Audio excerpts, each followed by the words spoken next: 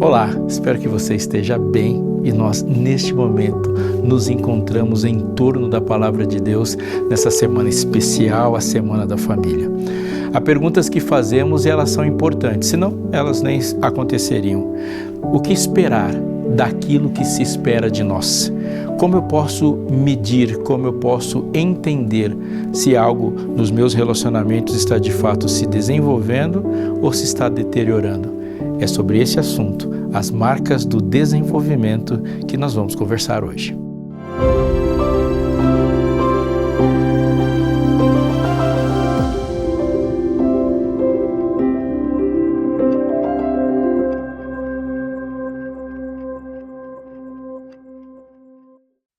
Porque a graça de Deus se manifestou, trazendo salvação a todos.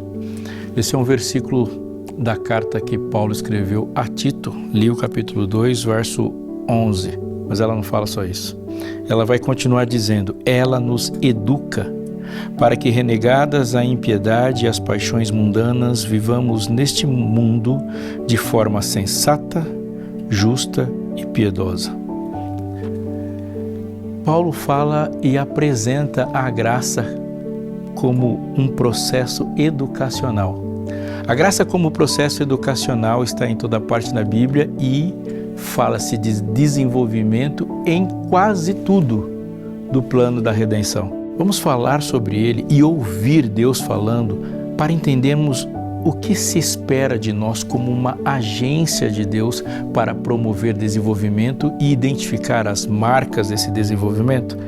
Para isso, vamos abrir a Bíblia. Antes disso, vamos orar. Que privilégio que temos, Senhor, em falar contigo livremente, desse tamanho que a gente dirigindo nossos pensamentos à grandeza do teu saber. Gratos somos a ti pelas tuas misericórdias. Hoje pedimos a instrução do teu Santo Espírito e um coração que se incline em submissão à tua vontade. Em nome de Jesus. Amém.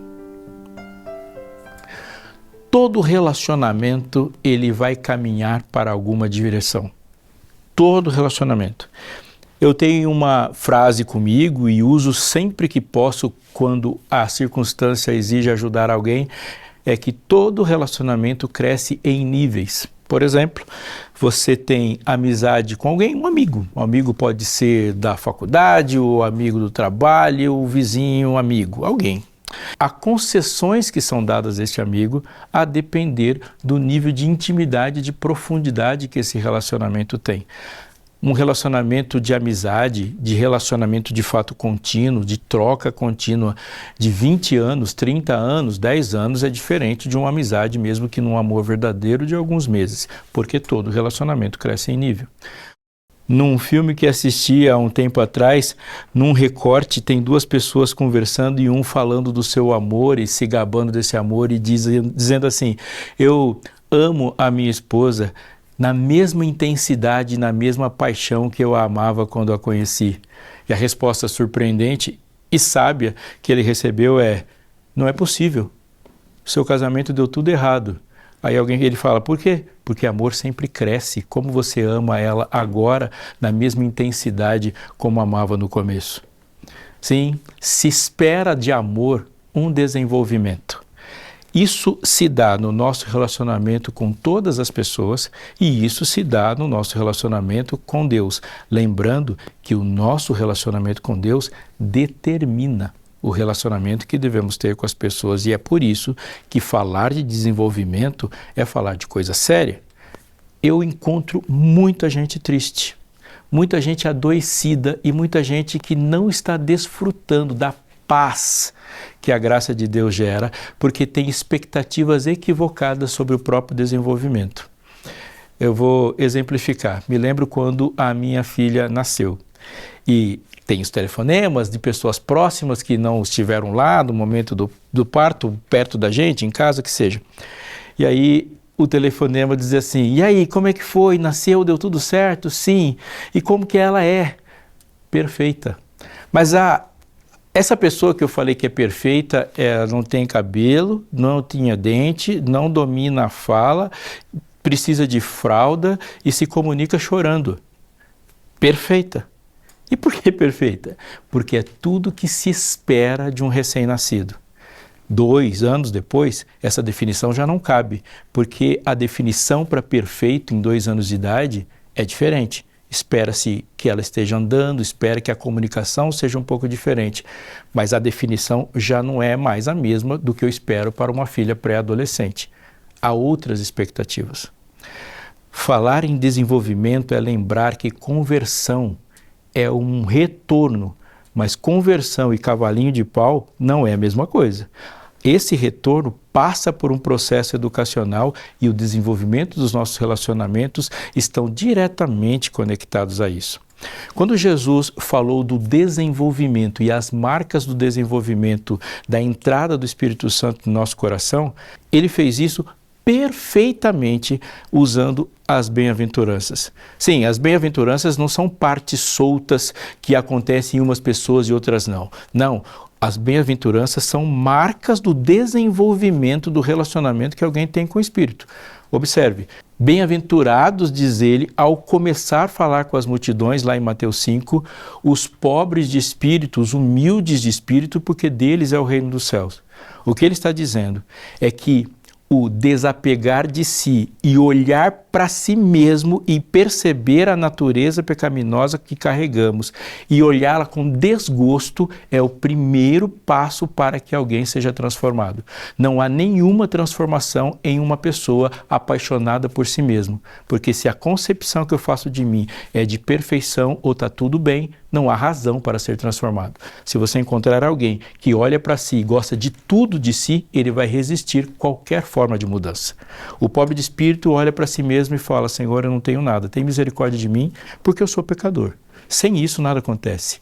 Mas aí ele vai dizer: bem-aventurados os que choram, e esse choro não é porque encontrou o carro arranhado depois de estacioná-lo no parque. Esse choro é o luto de si, é o arrependimento não por um pecado específico, mas o arrepender-se de ser uma pessoa que comete esse tipo de pecado. Mas nada disso adianta se não houver uma submissão, uma mansidão, uma entrega para que os planos de Deus se concretizem e nos desenvolvam. Quando ele diz bem-aventurados que têm fome e sede de justiça, ele está falando de uma marca de desenvolvimento de alguém que uma vez foi humilde de espírito e agora já está em outro ponto de relacionamento. A fome e a sede de justiça indicam agora uma mudança de vontade. Ele não tem mais fome de glória, não tem mais fome de aplauso. Ele tem fome e sede de justiça. Seu desejo está transformado. Mas ali não é o ponto final, porque Deus vai dizer em outro ponto de bem-aventurança como que esse desenvolvimento se espera, porque ele fala assim: bem-aventurados os misericordiosos, os pacificadores, os limpos de coração. São marcas esperadas de alguém que está crescendo e ele diz: inevitavelmente você será bem-aventurado na maneira como será perseguido também e a sua resposta à perseguição.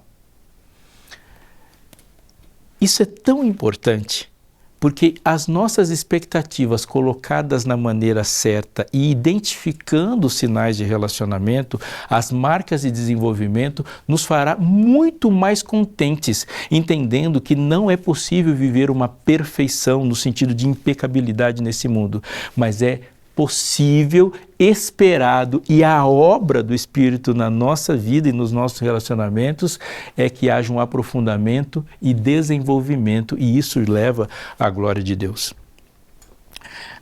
Quando nós encontramos com Deus, temos no mínimo 3 fases do nosso relacionamento e ali elas devem ser prestadas atenção.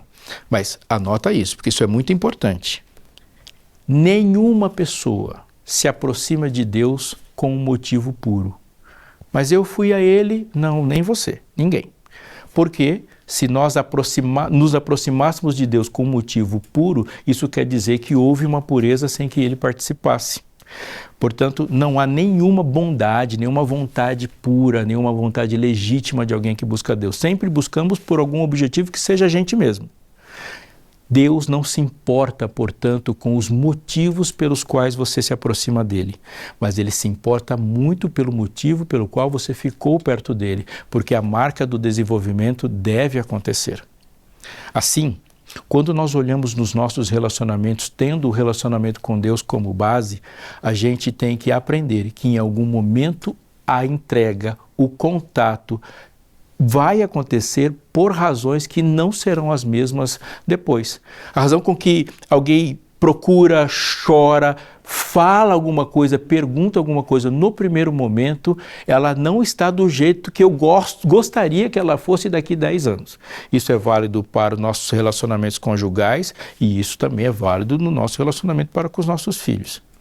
Mas todas as pessoas, conforme eu havia dizendo, elas têm num primeiro contato a rebeldia. Sim, você já foi rebelde. O primeiro momento onde a gente se encontra com Deus, aquele é o momento de Ele falar uma coisa e a gente ferver por dentro em oposição. Vós outrora éreis inimigos de Deus, assim diz o texto. Ah, sim, uma relação de inimizade para com Deus na humanidade caída. Portanto, se luta contra neste primeiro momento. Mas quando o Espírito Santo é aceito, e ao ser aceito, começa a bem-aventurança a executar seu papel de marcador, algo importante vai acontecer. A sujeição voluntária à vontade de Deus, mesmo que essa vontade não seja nossa. Eu tenho como exemplo muito clássico disso o discípulo, o apóstolo Pedro. Olha as frases que Pedro disse para Jesus conforme ele foi se relacionando com ele. Um é: Senhor, nós pescamos a noite inteira, não havendo pegado nada, mas sob tua palavra lançarei as redes. O que você está falando, Deus, não faz nenhum sentido e eu penso outra coisa, mas eu vou jogar a rede só porque foi você que falou. O que é isso? Não há uma luta contra a vontade de Deus. Existe sim a consciência de que a vontade de Deus para aquele coração não está fazendo sentido porque aquele coração tem outra vontade, mas ele já está submisso à vontade, já está sujeito à vontade. A submissão e a sujeição são marcas de todos os relacionamentos, porque o amor nunca nos fará iguais. Estranho isso, né? Mas pensa comigo, se amar é servir, todas as vezes que você encontrou com alguém, se é o amor que está cuidando, está dirigindo o seu coração, você tratará essa pessoa como superior. Não é assim que o apóstolo Paulo fala, que a gente deve tratar os outros como superiores a nós mesmos? Portanto, o amor não nos faz iguais. O amor sempre nos faz servos. Todas as pessoas que encontramos, amadas, são servidas. E isso significa também que nem sempre essa servidão será a servidão do coração, mas a servidão do coração vai acontecer se esse desenvolvimento acontecer também. Pedro estava no barco, a tempestade estava açoitando os pensamentos deles. De longe Jesus apareceu, de longe ele não podia ser percebido plenamente. De longe ele estava fantasmagórico e num Jesus que não se percebe, num Jesus que não se reconhece, Jesus foi identificado pela sua palavra, pela sua voz. Sou eu, disse ele, não temais. Uau! Parece que é um padrão de Deus, porque uma sarça que arde, um fogo numa árvore que não se consome, não é uma figura física de Deus. Ele foi reconhecido quando de lá da sarça a palavra de Deus soou. Ali a palavra aparece, sou eu, não temais. E aí vem a pergunta, és tu? Se és tu, manda-me ir ter contigo. Não há um marcador de desenvolvimento aqui? Claro que há. Nesse marcador de desenvolvimento, ele está querendo saber se é Deus. Ao querer saber se é Deus, ele está dizendo, eu vou decidir fazer o que Deus faz. Se és tu, manda-me ter contigo. Mas não há ainda uma profundidade de visão para identificar quem está vindo logo de cara. Mas quando a palavra soa, vou fazer isso. Essa relação de se submeter à palavra, ela está, conforme eu disse, determinando e a gente não pode escapar disso nos nossos relacionamentos. Não pode. Em algum momento a sujeição vai acontecer. Em alguns momentos você vai voltar para casa e as vontades do seu coração serão completamente diferentes daquilo que se espera. Mas não espere pureza de vontade. você deve estar submisso ao seu voto. Em alguns momentos, saindo de casa, as nossas vontades não estarão nos ajudando. E neste momento ela não pode guiar a nossa vida, porque senão a gente volta para o estado de rebeldia. É nesse momento que a gente faz o certo, mesmo que a vontade seja outra. Nas nossas relações com os nossos filhos, com os nossos pais, com os nossos vizinhos, no nosso casamento, isso acontece. E não estar sob a orientação de Deus neste momento tem sido a tragédia de muita gente. Tem vezes que a sua vontade não vai ajudar. Jesus falou isso para Caim. O seu desejo será contra ti, Caim. Cumpre a ti dominá-lo. Uma militância do que é certo, da crença, sobre um desejo emocional, hormonal, e ali a supremacia da crença. Mas esse não é o ponto de chegada, porque uma marca de desenvolvimento pós isso é quando as vontades se alinham. E isso é percebido claramente em Paulo. Você percebe que Paulo não ora para algumas coisas, mesmo sendo a pessoa que mais fala de oração em todos os momentos ali no Novo Testamento. Como Paulo ora, ele fala: o Senhor é testemunha dos meus rogos por ti. Rogo-vos, pois, irmãos, pelas misericórdias de Deus. Eu orei para que você entenda o amor de Deus que excede todo entendimento. Eu estou orando pelas igrejas que ele nem fundou. Ele ora por aquele que eles não conhecem. Mas é lindo de ver a maneira como Paulo não ora. Calma aí. Não estou dizendo que não orar seja necessariamente uma coisa boa. Mas o convívio em oração de Paulo com Jesus faz com que ele e Jesus tenham a mesma vontade diante de outras situações. E na maturidade do seu pensamento, ele não volta para perguntar para Jesus o que Jesus acha disso, porque ele já sabe e ele e Jesus pensam a mesma coisa a esse respeito. É o ser alfabetizado na linguagem do céu. Quando a escrita rasgou a parede no palácio de Belsassar, Daniel não voltou para casa e dormiu e pediu para Deus uma revelação. Ele olhou para a parede e disse o que significava. Por quê? Daniel foi alfabetizado com a escrita do céu. Quando o céu fala alguma coisa, Daniel sabia, porque a linguagem de Deus e a dele era a mesma, o desejo de Deus e o dele era o mesmo. Sim, quando os nossos desejos passam a ser alinhados com os desejos de Deus, estamos chegando num ponto de maturidade. E se espera que todo relacionamento se alinhe em desejos, se alinhe em vontades e a linguagem seja tão alinhada que se fala a mesma coisa até quando não se fala nada. As marcas de desenvolvimento são importantes porque a graça de Deus se manifestou salvadora a todos os homens, educando-nos para que, renegadas as impiedades e as paixões mundanas, deixa de ser rebelde. Vivamos neste mundo, ainda não estamos vivendo no mundo perfeito, mas estamos vivendo neste mundo, contra o mundo, de maneira sensata, justa e piedosa, mas a um ponto, aguardando a vinda do Senhor, a manifestação do Senhor, que vem para buscar um povo exclusivamente seu, zeloso de boas obras. Sim, a vontade alinhada nessa marca de desenvolvimento aparece em fazer coisas que Deus faria se estivesse aqui. Eu vou orar por você. Na minha oração, eu vou pedir para que quando você fale em nome de Jesus, isso seja mais do que um jargão pré-pronto. Que você pense em orar que Jesus estaria pedindo isso se ele estivesse aqui. Falar no nome dele, como se ele estivesse falando. Mas eu vou orar também para que você seja maduro no seu relacionamento com Deus, se submetendo à condução dele nos seus relacionamentos. O seu com Deus e o seu com todas as pessoas. E que a gente seja saudável, tendo marcas de desenvolvimento perceptíveis, e isso gere para todos os que estão perto de nós segurança. Senhor, temos pedidos a Te fazer, mas antes queremos Te agradecer porque o Senhor não nos deixou como o Senhor nos encontrou, mas Tens desenvolvido em nós, Senhor, o Seu caráter. Te pedimos, Senhor, que a gente tenha as mesmas vontades, tipo, chorar pelo que o Senhor chora, alegrar pelo que o Senhor se alegra, lutar pelo que o Senhor luta, para que assim, representando-te, a gente tenha um alvo, e um alvo é a perfeita varonilidade à medida da estatura de Cristo.